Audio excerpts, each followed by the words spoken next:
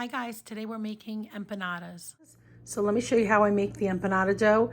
Let's flour it up. I used a cup of flour, a cup of flour, a half a cup of water, 2 tablespoons of butter. I'm going to use probably 1 to 2 tablespoons of that, and a good hefty pinch of salt. You don't necessarily need it, but I like to put it in mine because the shells, that's the only seasoning you get.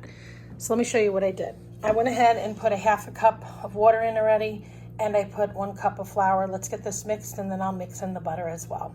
Went ahead and incorporated all the flour, salt, water, and I did half the butter for right now because it seems a lot more moist than I want it to be, so I don't want to add too much more to make it too dense, the flour. There you have it. The empanada dough is made. It's like Play-Doh. It's really nice. Came together pretty quickly. I did not need to use the extra tablespoon of butter. So we have this dough. I'm going to wrap it up, and then we'll make up our empanadas in a little bit. Now let's go ahead and roll this out and make the empanada shells. I put a little flour on the board to get that all nice. Here I made my empanada meat. I did a pot of ground beef, 1 pound, olives, frozen diced potatoes. They have onions and peppers in with it. I put some sofrito, which I have my recipe in the description. So if you want to see how I make my sofrito, you can see that below. And then I did garlic powder, onion powder, black pepper, Seasonator Complete, and adobo light salt, because I'm not big on salt. So if you are, you may want to up the salt in this recipe, but we try to eat as close as natural as possible because I have sodium issues. So let me go ahead and show you how I make this up.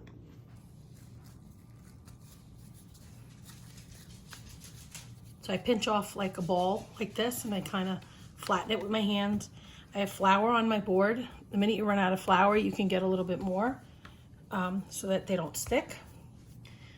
And now it's flat, so then I grab my thing, use whatever. You can even use a cup to do this part, a covered can, you know, whatever you have. If you don't have a rolling pin, there's options. But I just drag it through the flour so that I keep moving it, so that I get a big enough piece of dough to make these types of empanadas. I fill them with ground beef. You can fill them with ham and cheese. You can fill them with what else? Regular cheese, you name it. There we go. So now it's good enough. I put about a tablespoon of meat in here. So there you go. That's just my baby doggy barking. Don't mind him. And I flip it over and I make it into an empanada. Squeeze down the sides. If you have too much, my husband actually likes extra dough, so I just leave it big, and you can crimp the sides. I don't go for pretty, I go for how they taste. You can even use a circle disc to cut out perfectly shaped dough, but I don't do that.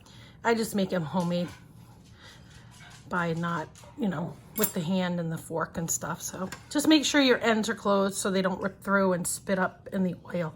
And that's it. And then I put them over here in the flour so that they don't stick. And that's it.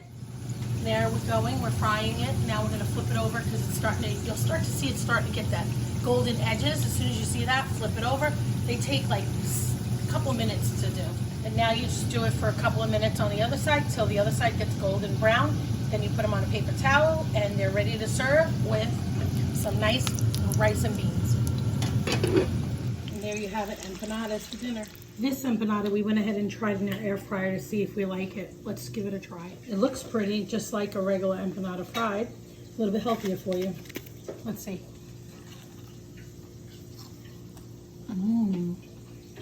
Crunchy.